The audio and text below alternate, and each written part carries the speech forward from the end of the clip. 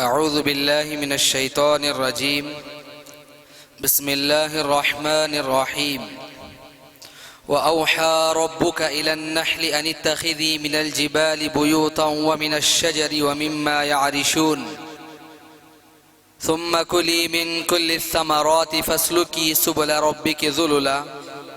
يخرج من بطونها شراب مختلفا ألوانه فيه شفاء للناس إن في ذلك لآية لقوم يتفكرون.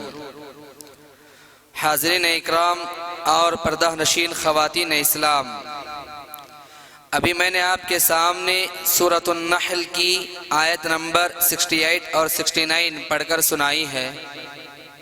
انشاءاللہ العزیز آج کے اس درس قرآن کے اندر جو آیتیں جس سورت کی میں نے پڑھی ہیں اس سورت کا نام ہے شہد کی مکھیوں کی سورت، سورۃ النحل. اور اس سورت کے اندر شہد کی مکھیوں کا تذکرہ اللہ رب العالمین نے کیا ہے.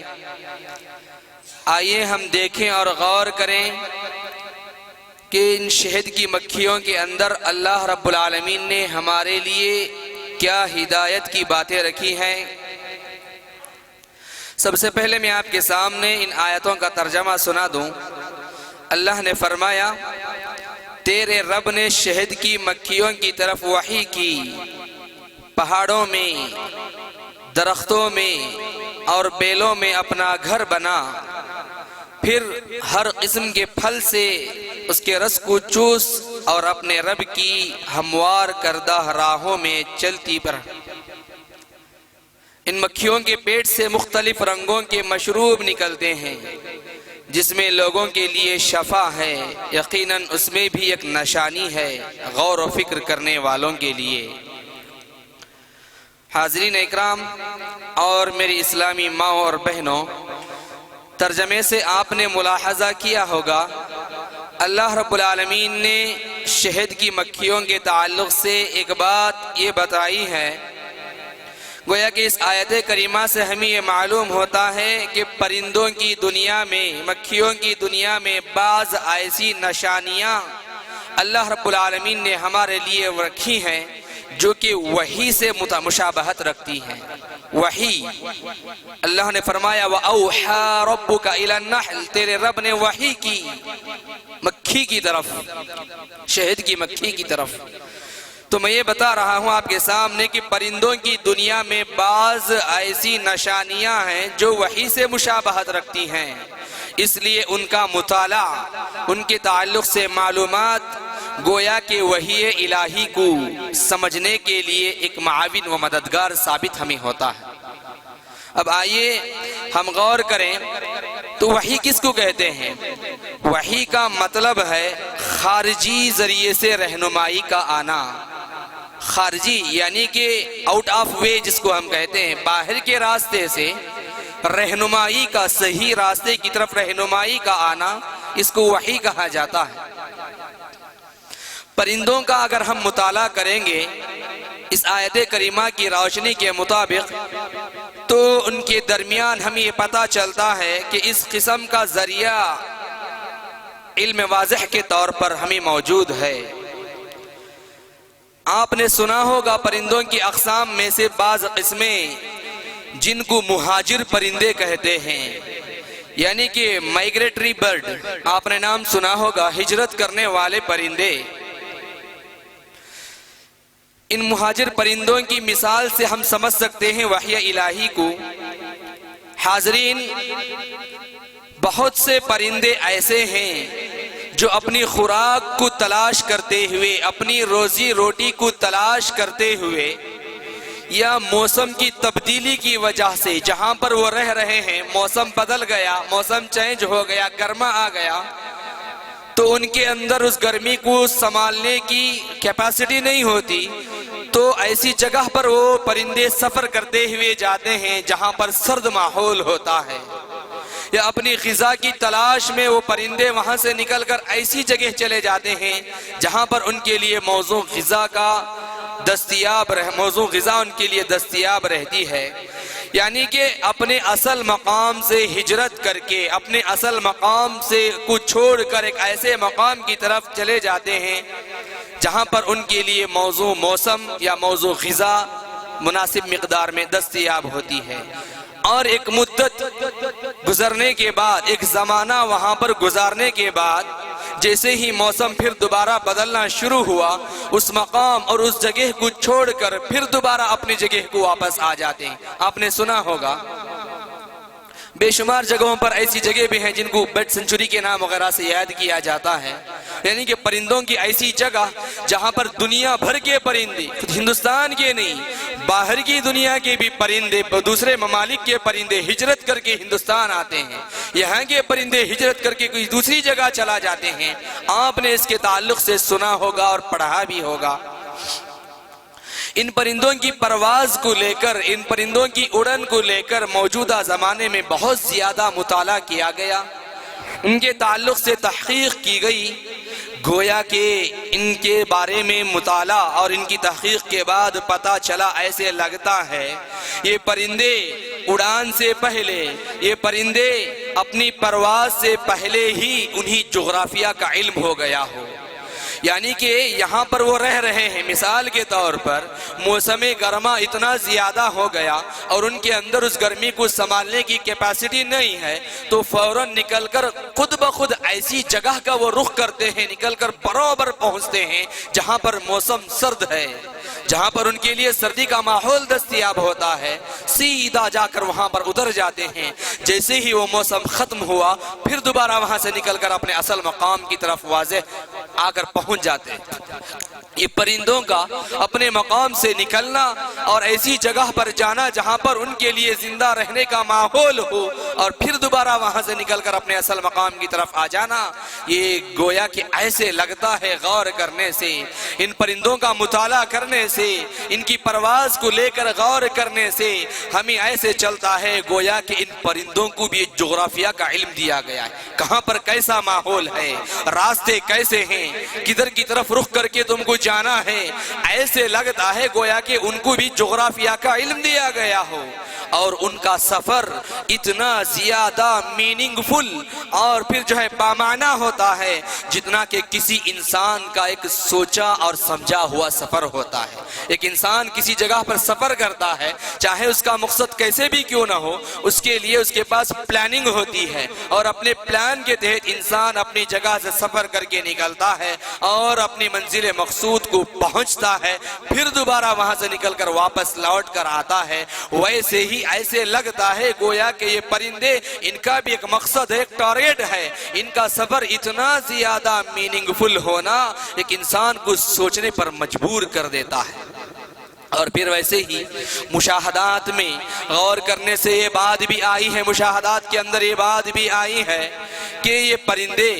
جب اڑتے ہیں، یہ پرندے جب اڑ کر نکلتے ہیں تو ایسے لگتا ہے گویا کہ پہلے ہی سے انہوں نے اپنے راستے کا تعین کر لیا ہے، یعنی کہ کس سمت ہمیں جانا ہے، کدھر کا رخ ہمیں کرنا ہے، گویا کہ پہلے ہی سے انہوں نے سوچ کر سمجھ کر اس راستے کا انہوں نے انتخاب کیا ہے۔ نکل کر ادھر ہی طرف جاتے ہیں، ادھر نہیں جاتے، پیچھے نہیں چلے جاتے، سامنے کی طرف نہیں بڑھ جاتے، جدھر طرف ان کا ڈائریکشن جانا ہوتا ہے سیدھے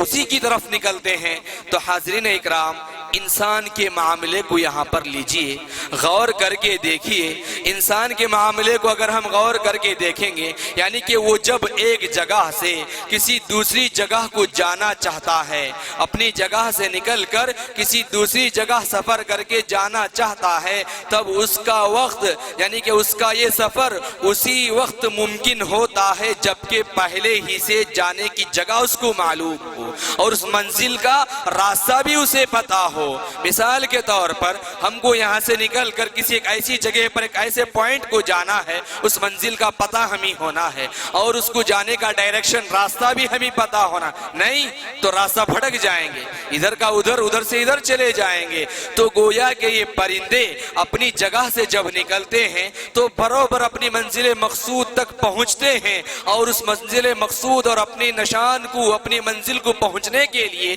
جس راستے کا انتخاب کرتے ہیں ہیں تو ادھر اور ادھر نہیں چلے جاتے، سیدھا اسی کی طرف جاتے ہیں، جا کر وہاں پر ٹھکانہ کرتے ہیں، اور جیسے ہی موسم کی تبدیلی ہوئی یا ان کی ضرورت پوری ہوئی پھر دوبارہ نکل کر اسی راستے سے اپنے اصل مقصد کی منزل کی طرف آ جاتے ہیں۔ تو ایسے لگتا ہے جیسے کہ ایک انسان اس کو بھی کسی ایک سفر کی طرف جانا ہے تو اس کو جہاں پر جاتا ہے اس کا علم ہونا کہ کہاں جا رہا ہے، اور پھر اس جگہ کا اس کو ڈائریکشن بھی پتا ہونا کہ کیسے جانا، کدھر طرف سے جانا، ورنہ وہ بھٹکتا رہ جائے گا۔ تو یہ پرندوں کا سفر، اپنے ایک مقام سے اس مقام تک جانا، ایک سوچا اور سمجھا ہوا سفر معلوم ہوتا ہے۔ اب آئیے ہم آپ کے سامنے چند اور مثالیں بیان کریں۔ سمندر کے تعلق سے ہم نے کبھی سفر کیا یا دیکھا یا سنا یا پڑھا ہوگا۔ سمندری سفر میں سفر کرنے والا جب جو کپتان کشتی کا، جہاز کا، سمندری جہاز کا کپتان جو اس کشتی کو جو ہے سمندر میں لے کر نکلتا ہے تو اپنی جہاز کو سمندر میں داخل کرتے ہی اس سے پہلے ہی سمندر کے راستوں کا اسے علم ہوتا ہے نہیں؟ وہاں پر جو کوئی راستہ روڈ، جیسے کہ یہاں پر ہمارے اس خشکی پر جیسے روڈ راستے ہوتے ہیں ویسے راستے نہیں ہوتے، لیکن پھر بھی اتنا اس راستے کا، اس جغرافیہ کا ماہر ہوتا ہے کہ اس راستوں کا اسے علم ہوتا ہے، اور جس پوائنٹ پر اس کو پہنچنا ہے اس ساحل کا بھی اسے علم ہوتا ہے، وہاں سے وہ نکل کر جاتا ہے۔ آپ نے سنا یا پڑھا ہوگا ایک پائلٹ، یعنی کہ ایک خطے سے نکل کر زمین کے کسی دوسرے خطے پر جانے کے لیے ہوائی جہاز کو اڑانے والا، اس کو اڑانے والا پائلٹ جس کو کہتے ہیں، اس کو بھی جو ہے ایک سوچا سمجھا ہوا پلان اس کے پاس ہوتا ہے، راستوں کا ڈائریکشن اس کو ملتا ہے کہ کیسے جانا، کدھر سے جانا، کدھر مڑنا، کدھر طرف کتنی اونچائی سے جانا، کہاں پر اونچائی کو نیچے کر لینا، کہاں پر دھیمے انداز سے جانا، کہاں پر تیز رفتار سے جانا، اس کو پورے کا پورا ڈائریکشن ملتا رہتا ہے، یعنی کہ پوری کی پوری جغرافیائی معلومات اس کو ہوتی ہے۔ پھر جب وہ ایک ہوائی جہاز کو اڑانے کے لائق بن کر اڑاتے ہوئے نکل کر جاتا ہے۔ حاضرین اکرام غور کرو، یہ مثالیں آپ سمجھ گئے نا؟ یہ قرآن مجید کی ایک آیت کو ہم سمجھ رہے ہیں دنیاوی مثالوں سے، مگر پرندوں کا کیا ہے؟ کیا انہوں نے کبھی کسی جغرافیہ کا علم حاصل کیا؟ کیا یہ پرندے کسی کالج یونیورسٹی میں انہوں نے تعلیم حاصل کی؟ کیا کبھی ان کو رہنمائی دینے والا کوئی بظاہر ہمارے سامنے موجود ہے؟ ایسا کچھ نہیں ہوتا ان کی زندگیوں میں، اور نہ ان کے پاس کوئی یونیورسٹی اور کالج ہے جس سے وہ علم حاصل کریں، اور نہ انسانوں کی طرح ایک دوسرے سے تبادلہ خیال کر سکتے ہیں، پوچھ سکتے ہیں کہ کدھر جائیں، نہ تو کسی سے اپنی زبان کھول کر راستے کا تعین کر سکتے ہیں کہ کیسے مڑیں، باوجود اس کے کہ یہ پرندے نکل کر سیدھے اپنی منزل کی طرف پہنچتے ہیں۔ اس قسم کی کامل پورے طریقے سے ٹوٹل زیرو محرومی کے باوجود بھی یہ پرندے انسانوں کے مانند، جیسے انسانوں کا سوچا سمجھا ہوا، انسانوں کا پلان کے تحت کیا ہوا، یونیورسٹیوں اور کالجوں میں علم حاصل کیا ہوا، پورے جغرافیائی معلومات کے بعد پلان کے ساتھ کیا ہوا جیسے سفر ہوتا ہے، ویسے ہی بغیر پڑھے، بغیر علم حاصل کیے، بغیر سوچے سمجھے جب یہ نکل کر جاتے ہیں تو بروبر عین انسان ہی کی طرح ان کا سفر بھی مکمل ہو جاتا ہے۔ کیا اس نشانی کو ہم نے کبھی غور کیا؟ ہم نے جو ہے اس کو سوچنے کا یہ بھی ایک موضوع ہم نے کبھی سنا؟ حاضرین اکرام، سورہ نحل یعنی کہ شہد کی مکھی کے تعلق سے اللہ رب العالمین نے اس مکھی کے نام پر پوری سورت نازل کر دی، سورت کا نام سورۃ النحل رکھ دیا، شہد کی مکھی کی سورت۔ اگر ہم غور کریں تو بہت بڑا سبق ہم انسانوں کے لیے ملتا ہے، گویا کہ اس روئے زمین پر اللہ رب العالمین نے جس کسی چیز کو بھی بنایا، ہر چیز کے اندر ہمارے لیے عبرت ہے، نصیحت ہے، غور کرنے والوں کے لیے۔ غور نہ کرنے والے، ویسے ہی سرسری نگاہ کے ساتھ گزر جانے والے، ان کے لیے کوئی میسج ان آیتوں کے اندر، قرآن مجید کے اندر رہنمائی ان کو نہیں ملا کرتی۔ آپ غور کرو، وہ پرندے ایک جگہ سے دوسری دوسری جگہ اس کامل اور صحت مندی کے ساتھ سفر کرتے ہیں جیسے کہ کوئی ان کو ریموٹ کے ساتھ کنٹرول کر رہا ہے، کدھر پھرنا ہے، ڈائریکشن کدھر لینا ہے، ایسے لگتا ہے بغیر کسی رہنمائی کے جب سفر کر رہے ہیں۔ غور کرنے والا یہ غور کر سکتا ہے کوئی ہے جو ان کو اپنے ریموٹ کے ساتھ ان کو کنٹرول کر رہا ہے، ان کو ڈائریکشن دے رہا ہے، ان کے دل و دماغ کے اندر اس بات کو بٹھا رہا ہے تم ادھر سے جاؤ، اپنا جو ہے سفر کا رخ ادھر طرف کرو اور ایسے مڑو ادھر پہنچو، اور وہ جا کر پہنچتے رہتے ہیں۔ سامعین اکرام، یہ پرندے سفر کرتے ہوئے ایسے سفر کرتے ہیں ایسے لگتا ہے کہ انہی یورپ، افریقہ، ایشیا اور پھر ویسے ہی خشکی و تری سارے کے سارے راستوں کا علم ان کے پاس موجود ہے، حالانکہ وہ ناعقل رکھنے والے پرندے ہیں، بے زبان اور معصوم پرندے ہیں، کوئی عقل نہیں، کوئی تبادلہ خیال نہیں۔ اللہ نے ان کو بے زبان بنایا، کسی قسم کا علم ان کو نہیں، کوئی دنیاوی تجربہ ان کو حاصل نہیں، پر پھر بھی اس کے باوجود یہ پرندوں کا سفر سارے کی ساری دنیا کے چپے چپے میں بھی ایسے ہوتا ہے گویا کہ ان کے پاس ایسے لگتا ہے کوئی تحقیق ان کے پاس موجود ہے، حالانکہ کوئی تحقیق اس کے بارے میں کوئی گہرا علم ان کے پاس موجود نہیں ہوا کرتا۔ ان کے سفر کو سمجھنے کے لیے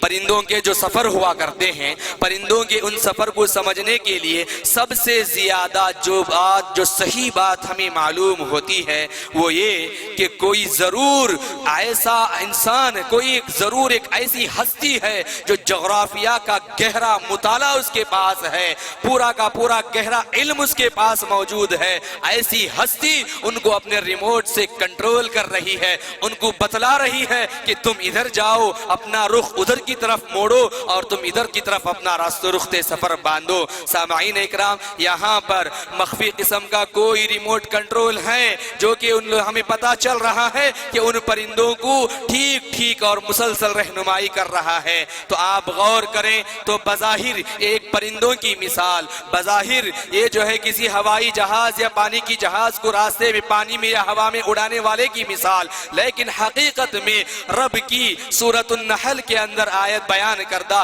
آیت نمبر 60 پر 8 اور 60 پر 9 کی مکمل تفسیر اللہ رب العالمین نے ان آیتوں کے اندر آج کے موجودہ اس زمانے کے مسلمانوں اور انسانوں کے لیے وہ کون سی ہدایت اور رہنمائی کی بات رکھی ہے۔ غور کرنے والا انسان غور کر سکتا ہے، سمجھنے والا انسان اپنی عقل کو زیادہ سے زیادہ اپنے ویولنت کو اتنا اونچا کرے، غور کرے کہ رب العالمین نے ہمارے لیے اس کے اندر وہ کون سا پیغام چھپا رکھا ہے۔ ابھی تک جتنی مثالیں، جتنی باتیں میں نے آپ کے سامنے بیان کی، ایک عقل مند انسان کے لیے اتنا ہی کافی ہے۔ وہ پکار اٹھتا ہے ایسی کوئی ہستی ضرور ہے جو کہ ایک انسان ایک معمولی سا بھی سفر کرنا چاہتا ہے، اس کو ایک سٹی کے اندر جو آدمی نیا ہے ایک مقام سے دوسرے مقام کو پہنچنا، اگر اس کو راستے کا علم نہیں تو ادھر سے ادھر بھٹکتا ہوا چلا جاتا ہے، دوسرے انسانوں سے پوچھتا ہے مجھے کدھر جانا ہے، مجھے کیسے جانا ہے،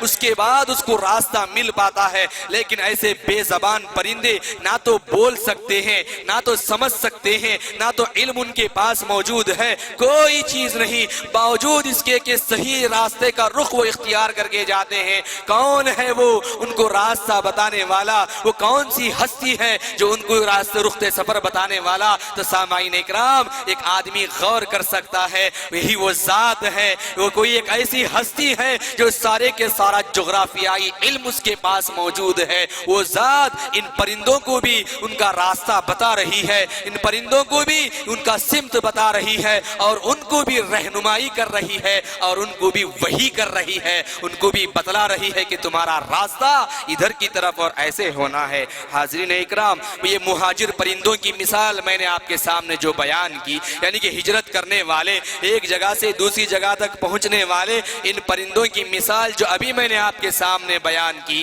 ان پرندوں کی مثال ہمیں وحی کے معاملے کو سمجھنے میں بہت ہی قابل فہم بنا دیتی ہے۔ یہ وحی، یہ سلسلہ کیوں ہوا، یہ وحی کیا چیز ہے، کیوں اللہ رب العالمین نے وحی کا سلسلہ نازل کیا؟ موٹے زبان میں انسانوں کی ہدایت کے لیے کہہ دے سکتے ہیں، لیکن حقیقی معنی میں اس کی تہ تک، اس کا صحیح علم ان کی رگ رگ تک پکار اٹھے کہ یہ کیوں ہوا، اس کے لیے ایک مثال ہی بس ہے کہ اس کو اس معاملے کو سمجھنے کے لیے۔ اب آئیے میں آپ کے سامنے اور اس آیت کو اور واضح انداز میں بتاتا چلوں۔ غور کرو، غور کرنے والوں کے لیے مثال ہے۔ میری ماں اور بہنوں، آپ بھی غور کر سکتی ہیں۔ بظاہر ایسا لگے گا آج کا درس کیا تھا؟ مکھیاں پرندوں کی باتیں تھی، ہے نہیں؟ ایسے ہی لگے گا، لیکن رب نے قرآن مجید کے اندر ان مکھیوں کا تذکرہ کیا تو کیوں؟ کیا وجہ ہے؟ یعنی کہ اگر بظاہر تمہیں لگے گا، اللہ نے خود فرمایا ان اللہ لا یستحیی ان یضرب مثلا ما بعوضا، اللہ رب العالمین ہی تو وہ ذات ہے تمہارے پاس مچھر کے پر کی مثال بیان کرنے بھی نہیں شرماتا، مچھر کی مثال بیان کرنے بھی اللہ نہیں شرماتا۔ کیوں؟ اللہ کہہ رہا ہے اس کے اندر بھی تمہارے لیے ہدایت کی جب بات ہوتی ہے اس کو میں بیان کرتا ہوں، اللہ کہتا ہے۔ تو حاضرین اب ہم غور کریں ان آیتوں کے اندر رب نے کون سی ہدایت ہمیں رکھی۔ میں نے آپ کے سامنے بتلایا یہ وحی کا جو سلسلہ انسانوں کے لیے ہوا، یہ معاملہ کیا ہے، وحی کا سلسلہ کیوں ہوا، اس معاملے کو سمجھنے کے لیے، اس بات کو سمجھانے کے لیے یہ باتیں بہت ہی زیادہ، یہ مکھیاں اور یہ پرندوں، یہ جو ہے مہاجر پرندوں کی مثال بہت ہی زیادہ معاون اور مددگار ثابت ہو سکتی ہے۔ اب یہاں پر اس آیت میں اللہ رب العالمین نے شہد کی مکھیوں کے حوالے سے،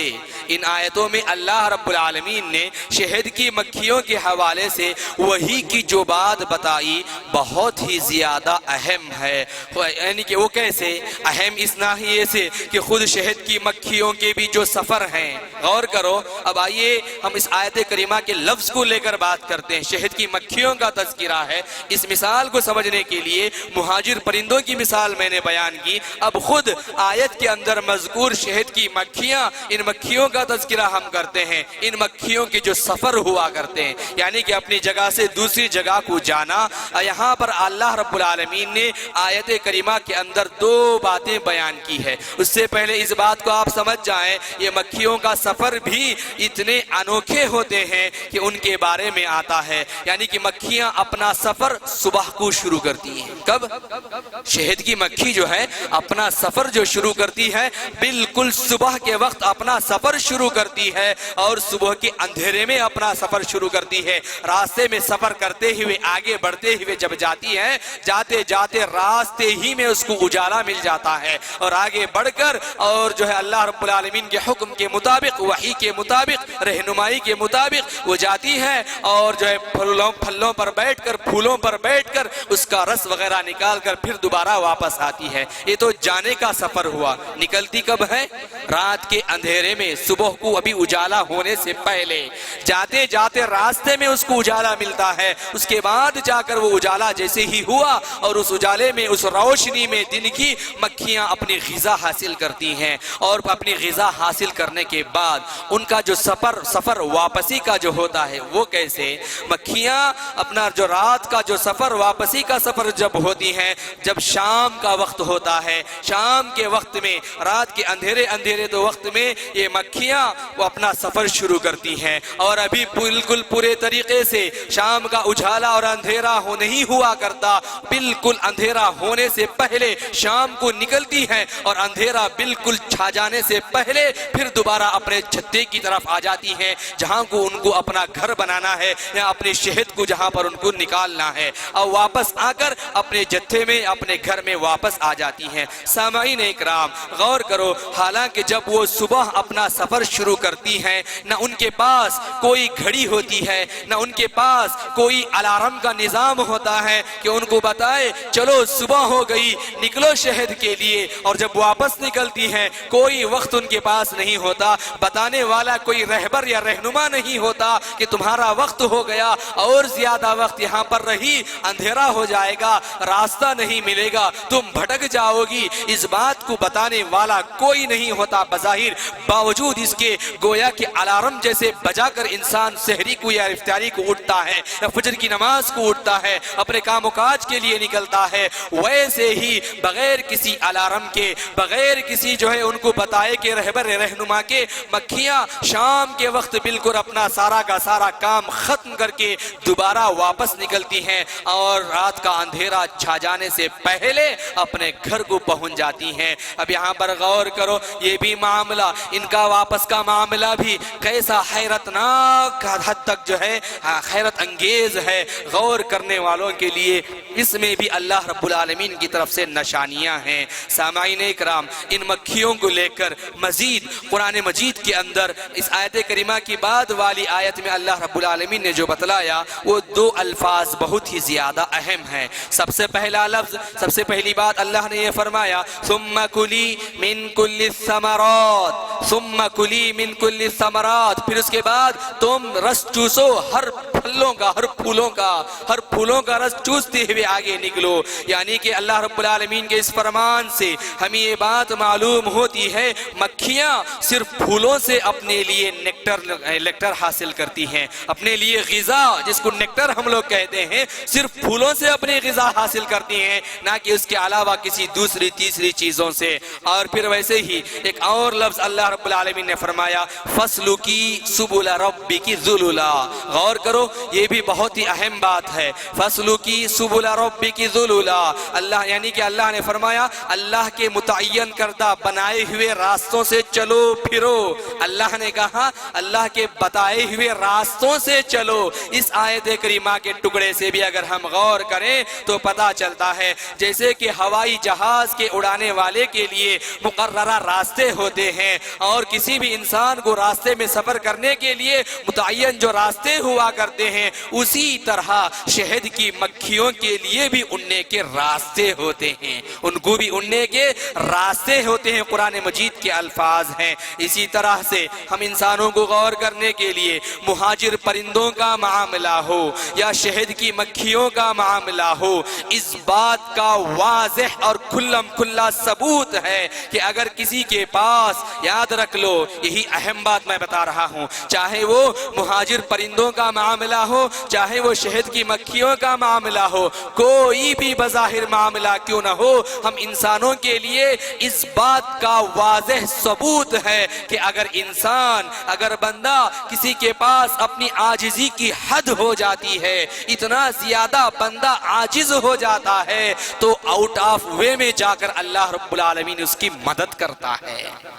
آؤٹ آف وے میں جا کر ایسی جگہ سے اللہ رب العالمین اپنے ان بندوں کی مدد کرتا ہے جس کے لیے تصور اور وہم و گمان میں بھی نہیں ہوتا کہ یہاں سے بھی اس کے لیے مدد ہو سکتی ہے۔ جیسے اللہ رب العالمین نے ان بے زبان پرندوں کو ان کے تعلیم یافتہ نہ ہونے کے باوجود ان کی مدد کرتا ہے، ان کی رہنمائی کرتا ہے، ان کو راستہ بتاتا ہے، عین اسی طرح یعنی کہ ان کو گرمیوں سے بچانے کے لیے سرد ماحول کی طرف ان کی رہنمائی کر دیتا ہے اور وہ راستہ بناتے ہوئے نکل کر جاتے ہیں۔ عین اسی طرح انسانوں کے لیے بھی جو بندہ آخری حد تک عاجز ہوتا ہے، اللہ رب العالمین ایسے بندوں کو اس کی عاجزی سے، جو بندہ اپنے عجز کی جو ہے اپنے عجز کو پہچان لیتا ہے، ایسے بندے کو اللہ رب العالمین آؤٹ آف وے میں جا کر یعنی کہ ایسی جگہ سے اس کی مدد کرتا ہے جہاں پر اس کو جو ہے قابل اور اس کو جو ہے اس کی عقل،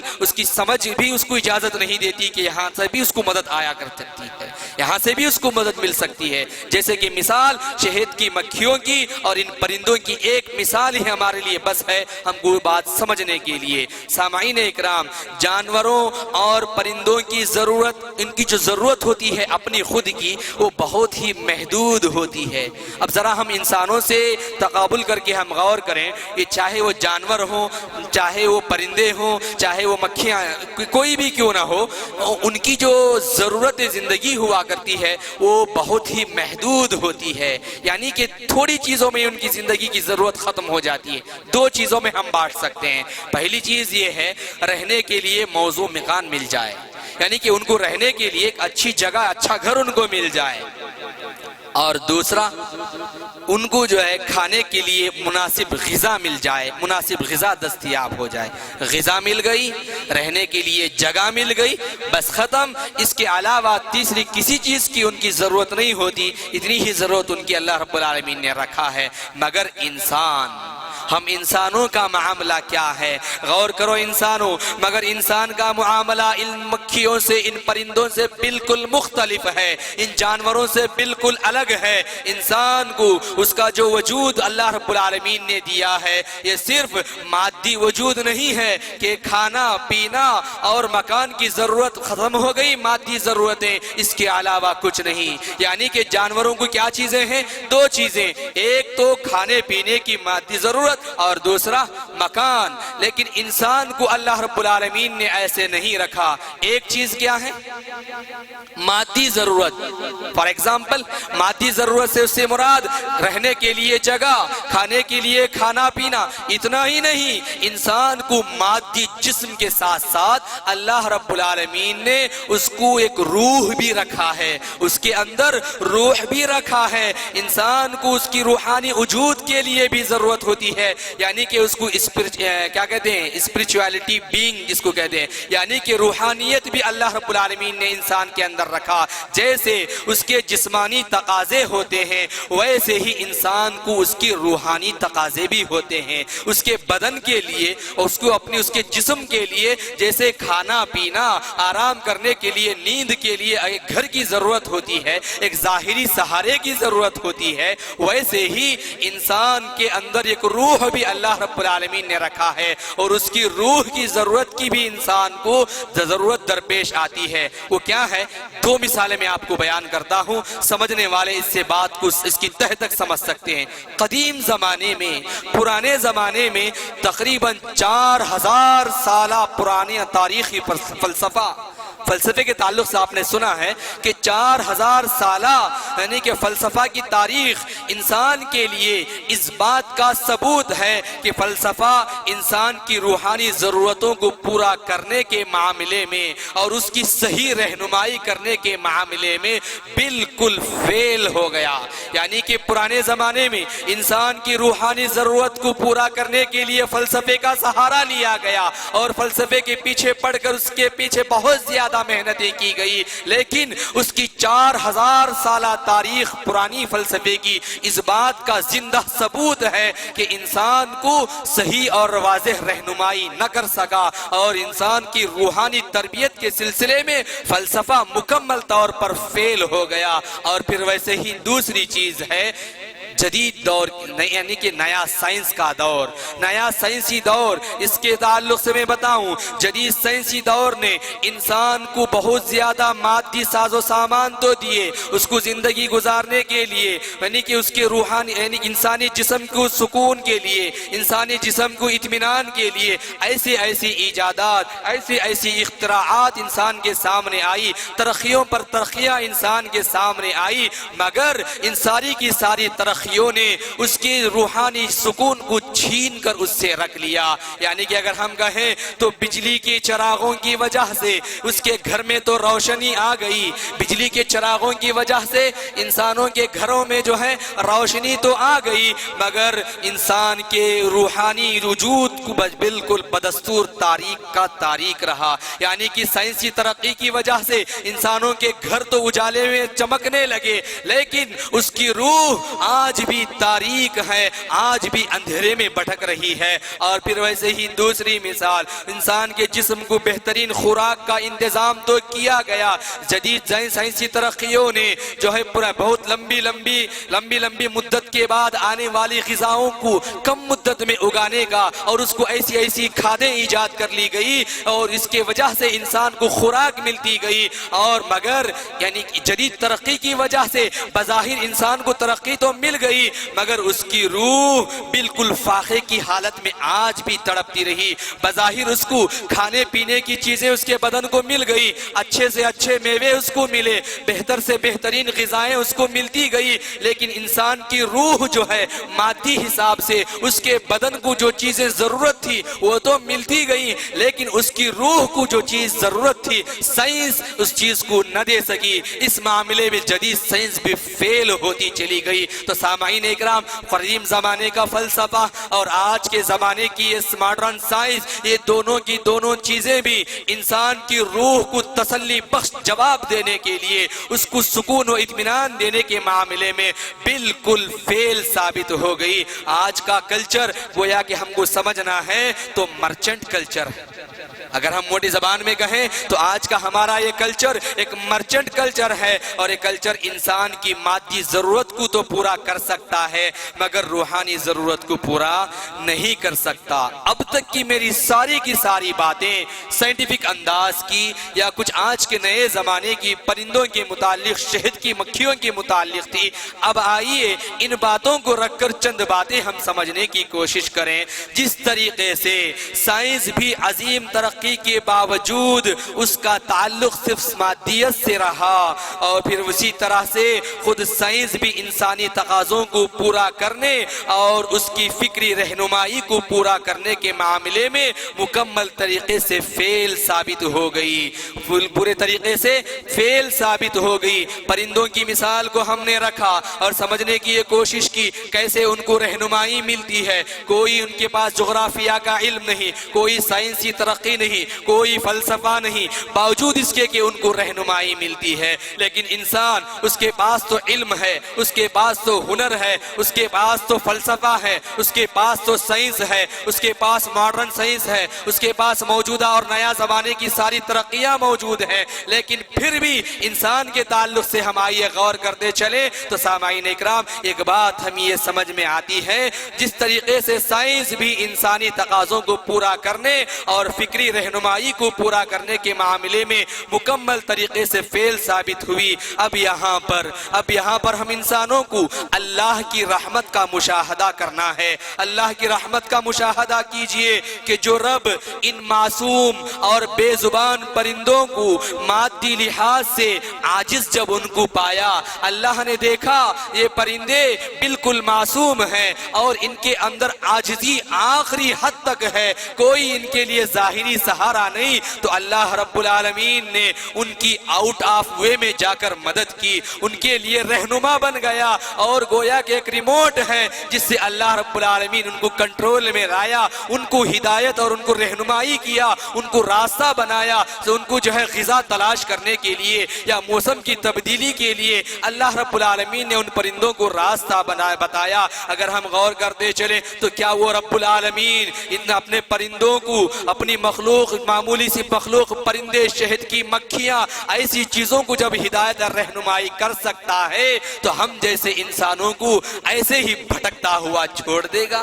ایسے ہی بھٹکتے ہوئے راستے میں بھٹکنے لیے چھوڑ دے گا کہ تم جاؤ جیسے چاہے بھٹکتے رہو، تمہارے لیے کوئی ہدایت نہیں، تمہارے لیے کوئی رہنمائی نہیں، تمہارے لیے عقل دے دی گئی، تمہارے لیے فریڈم دے دیا گیا، اس آزادی کو استعمال کرو، جیسے چاہے ویسے زندگی گزارو؟ نہیں۔ اگر ہم غور کریں تو ان پیغمبروں کی بعثت کا جو مقصد اللہ رب العالمین نے رکھا، ایک کے بعد دیگر نبیوں کو اللہ رب العالمین نے انسانوں کی عاجزی کی تلافی کے لیے بھیجا۔ اللہ جانتا تھا انسان ایک عاجز مخلوق ہے، باوجود اس کے کہ اس کو عقل دی گئی، باوجود اس کے کہ فیصلے کی صلاحیت اس کو دی گئی، لیکن انسان کی عقل کے تعلق سے اللہ رب العالمین اچھے طریقے سے جانتا تھا اور پہچانتا تھا کہ انسان ایک عاجز مخلوق ہے، مکمل طریقے سے اس کو ہدایت اور رہنمائی کی ضرورت پڑتی ہے، تو اللہ رب العالمین نے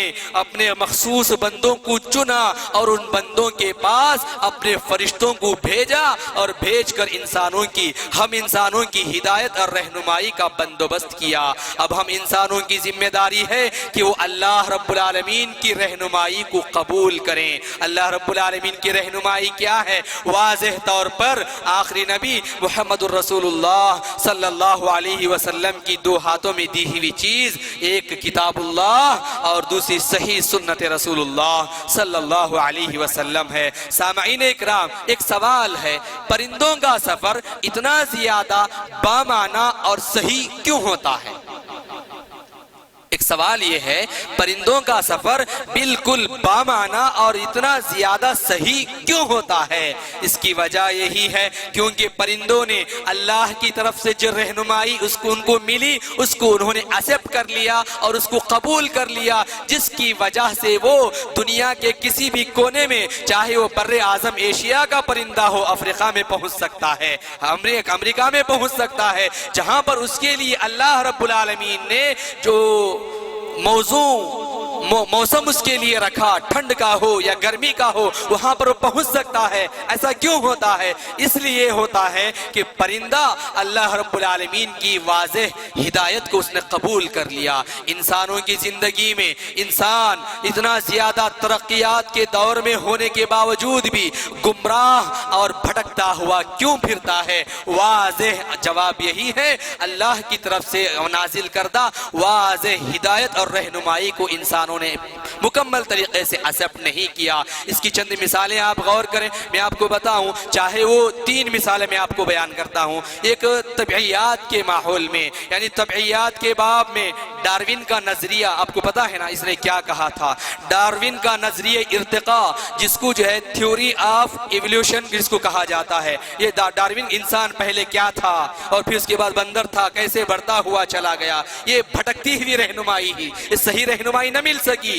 یہ غلط تصریح، یہ غلط افکار و خیالات انسان کے اندر آئے، باوجود اس کے کہ دنیا کا بہت بڑا مانا ہوا سائنسدان تھا، لیکن پھر بھی غلط باتیں اس نے بتائی۔ اور پھر ویسے ہی معاشیات کے میدان یا باب میں کیوں نہ ہو، کارل مارکس کا نام آپ نے سنا ہوگا، یہ بھی بہت بڑا معاشیات کا انسان تھا۔ کارل مارکس جس نے بھی جو ہے فلسفے کے تعلق سے بھی اس نے اپنا جو نظریہ پیش کیا، اتنا خطرناک معاشی بحران آیا، پوری دنیا کی کایا پلٹنے کے قریب تھی۔ اس کا نظریہ، اس نے ایک نظریہ پیش کیا دنیا کے سامنے اور ساری دنیا کے لوگ اس کو ایکسپٹ کر لیے، خوش ہو گئے، اب پوری دنیا صحیح رخ پر آ سکتی ہے۔ لیکن جب ایک زمانہ گزرا، 100 سال بھی نہیں گزرے، تقریباً 30-40 سال کے بعد دنیا نے دیکھا پوری دنیا تباہی کی طرف مچتی ہوئی چلی گئی، اس کے ایک نظریے کو ماننے کی وجہ سے۔ یہ بھی غلط تھا۔ ایسے کیوں ہوا؟ ایک پرندہ اپنی جگہ سے لے کر اپنے آخر پوائنٹ تک صحیح رخ میں آ سکتا ہے،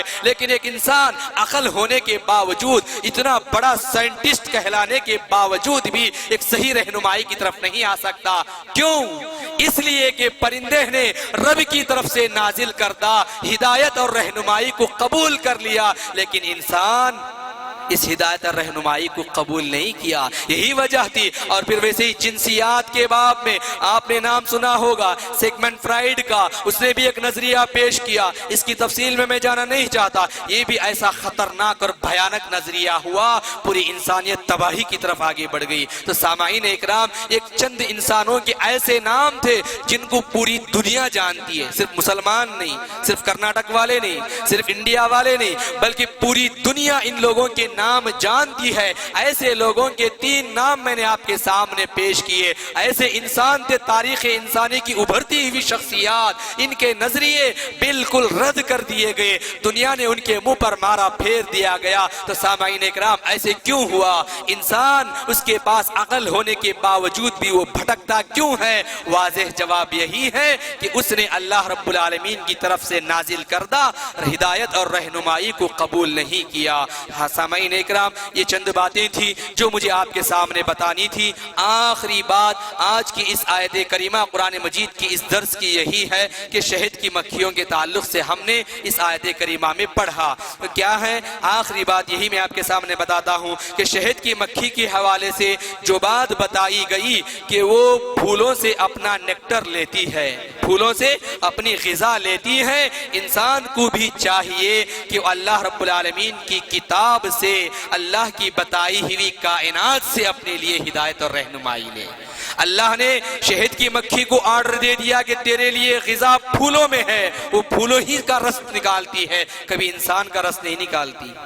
آپ بولتے ہیں جا کے چھیڑ کے دیکھو، وہ ڈنک مارتی ہے، بدلہ لیتی ہے، غذا نہیں بناتی۔ سمجھ رہے نا؟ کبھی انسانی فوڈوں سے، کسی دوسری تیسری چیزوں سے اپنی غذا نہیں بناتی۔ وہ ہدایت اور کامیابی کے راستے میں کیوں جا رہی ہے؟ اس لیے کہ اللہ نے شہد کی مکھی کو کہا، کیا کہا؟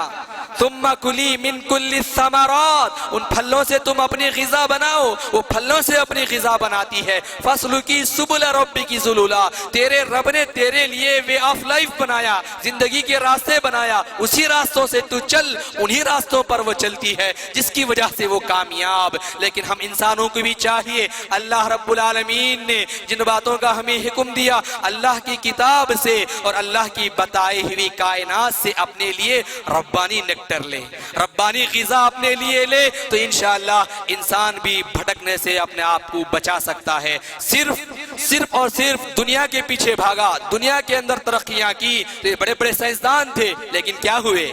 नाकाम और नामुराद हुए। जरूरत इस बात की है रब की तरफ से हिदायत और रहनुमाई, वो किताब के साथ साथ कायनात को भी अगर लेकर चलेंगे, कोई भी इंसान इस दुनिया के अंदर नाकाम और नामुराद नहीं हो सकता। उसको कामयाबी, इसी के अंदर इंसानों की कामयाबी का राज छुपा हुआ है। तो सामाईन इकराम, ये दर्स खत्म करते हुए मैं आपको बताऊं, आपने बातों को सुना, मैं उम्मीद करता हूं कि आपने समझा भी, लेकिन ये बातें कोई छोटी मोटी और मामूली बातें नहीं थी। एक कुरान मजीद की एक आयत को हमने आज के इस दर्स में हमने समझा है। बज़ाहिर ऐसे लगा होगा कि हमारे लिए कोई पैगंबर का किस्सा या नबी की कोई बातें या किसी सहाबी के चंद बातें बताती तो अच्छा लगता, ये कोई उससे हटी हुई बातें नहीं थी। रब के फरमान को समझने के लिए दुनिया की मिसालें लाई गई आपके सामने, हिदायत पाने वालों के लिए बस इतना ही काफी है। कोई भी इंसान अपने रब को पहचानना चाहता है तो बस कुरान मजीद की एक आयत ही सही उसके लिए रहनुमा बन सकती है। कब? उसको सही तरीके से समझा जाए।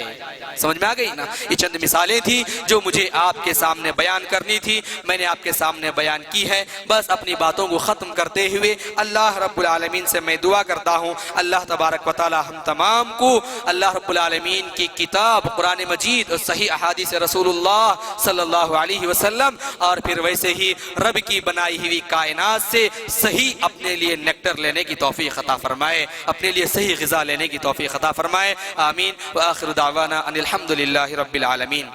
और फिर वैसे ही एक बात मुझे ख़वातीन के ताल्लुक़ से ये बयान करनी थी कि हमने सुना, मेरी माँ और बहनों, आप तक मेरी आवाज़ तो आसानी से पहुँच रही होगी, ये आपकी इस्लाह के लिए मैं बता रहा हूँ। नमाज को खड़े होने का तरीक़ा अल्लाह के नबी सल्लल्लाहु अलैहि वसल्लम ने हमें जो बताया और सिखलाया है, सफ़ों की दुरुस्तगी है। इसीलिए इमाम जब कभी भी नमाज पढ़ाने के लिए खड़ता है, सुफूफकुम, अपनी सफ़ों को दुरुस्त कर लो, कदम से कदम, कंधे से कंधा मिलाओ, ये क्यों कहता है? अल्लाह के नबी की सुन्नत है। तो सबसे पहले पहली सफ़ को पूरा किया जाए, उसके बाद दूसरी, उसके बाद तीसरी। हदीस में एक किस्म के अल्फाज आए हैं, सबको छोड़कर अकेला नमाज पढ़ने वाले की नमाज ही कबूल नहीं होती, आपने सुना होगा। तो बताना ये चाहता हूँ ख़वातीन, हमारी माँ और बहनें, शायद हो सकता है कि उनके इल्म में वो बात ना आई होगी कि ऐसे भी कर सकते हैं या नहीं। कोई आए, अपने ख़ानदान वाले एक ग्रुप, अपने घराने वाले एक ग्रुप, अपनी सहेलियाँ, अपनी फ्रेंड सर्कल एक ग्रुप बनाए, वो वहीं पर खड़े हो गए, वहीं पर जमात बना लिए। ऐसे नहीं होना है, ये गलत तरीक़ा है। मस्जिद के अंदर जब आते हैं तो इज्तिमाइयत को कायम करना है, जमात की शक्ल में अपने पैरों से पैर, कंधे से कंधा मिलाकर सफ़ में खड़े होना है। जब तक पहली सफ़ पूरी नहीं होती दूसरी सफ़ नहीं बनाना है, दूसरी सफ़ मुकम्मल नहीं होती तीसरी सफ़ को नहीं जाना है, ऐसे ही आखिर तक पूरी सफ़ों को बनाना है। अल्हम्दुलिल्लाह हमारी ख़वातीन मस्जिद को आबाद कर देती हैं, लेकिन सही तरीके से कर लें तो और ज़्यादा उनके अंदर बेहतर ये बात होगी। एक और बात सिर्फ ख़वातीन के लिए नहीं, हम मर्द हज़रात के लिए भी ज़रूरी है, वो ये है कुनूत में दुआ कुनूत जब की जाती है तो उसमें साबित है अल्हम्दुलिल्लाह, दुआ कुनूत के साथ साथ आमीन कह सकते हैं, लेकिन चंद अल्फाज ऐसे हैं इसमें, उसमें दुआ है। कुनूत क्या है? दुआए कुनूत है, वो दुआ है। उसमें अल्लाहुम्मा हदीनी फीमन हदैत, आमीन अब कहते जाओ, लेकिन 3-4 अल्फाज उसके अंदर ऐसे हैं जिसमें ऐसी बात नहीं है कि हम आमीन आमीन आमीन वहाँ पर भी कहते जाएं। बस वहाँ पर अगर लोग समझदार हैं तो अल्हम्दुलिल्लाह, मैं समझता हूँ मस्जिद अल फुरकान के मुसल्लीन तो पूरे के पूरे समझदार ही होंगे। आप जो है फ़इन्नका तक़ज़ी, जहाँ से शुरू होता है वहाँ से लेकर आखिर तक फ़इन्नका तक़ज़ी वला युक़ज़ा अलैक, हाँ इन्नहु बोल दे जाओ ना, इन्नहु ला यज़िल्लु मन वालैत वला यइज़्ज़ु मन आदैत। यहाँ तक ये तीनों के तीनों अल्फाज पर भी जहाँ पर अगर इमाम साहब सांस भी रोके तो پھر بھی آپ کے لیے یہ ضروری ہے کہ آپ وہاں پر آمین نہ کہیں، اس لیے کہ آمین کہنے والی کوئی بات نہیں ہے، وہاں پر صفات کا تذکرہ کیا جا رہا، اس لیے خاموش رہیں اور پھر اس کے بعد آخر جملے پر آپ آمین کہیں تو زیادہ بہتر ہوگا۔ خواتین کے لیے بھی اور مرد حضرات کے لیے بھی ایک بات تھی جو مجھے بتانی تھی، تو اور پھر کل کے درس میں بھی میں نے پرسوں کے بھی ایک درس میں بات بتائی تھی کہ 3 رکعت وتر ہو رہی ہے تو ہم آ کر آخری رکعت میں جمع ہو جاتے ہیں، 2 رکعت کو چھوڑ دیے، آخر میں تیسری رکعت کو آ کر جمع ہو گئے، یہ بھی کسی صحیح حدیث سے ثابت نہیں ہے۔ جماعت میں امام صاحب کی اقتداء کرتے ہیں تو پورے 3 رکعت پڑھیں، نہیں اکیلے 1 رکعت آپ پڑھ سکتے ہیں، اگر 1 رکعت پڑھائی جا رہی ہے 1 پڑھیں، آپ اکیلے میں پڑھ رہے ہیں 1 پڑھنا چاہتے ہیں پڑھے، کوئی مسئلہ نہیں، لیکن جب جماعت کے ساتھ پڑھ رہے ہیں 3 پڑھائی جا رہی ہے تو پھر آپ 2 کو چھوڑ دیے، آخر میں آ کر جمع ہو گئے، ایسے نہیں ہو سکتا۔ تو پورے کا پورا طریقے سے سٹارٹنگ سے لے کر آخر تک امام کے مقتدی بن کر رہیں، اس کی کوشش کریں، اللہ رب العالمین ہم کو اس کی توفیق عطا فرمائے، آمین۔ السلام علیکم ورحمۃ اللہ وبرکاتہ۔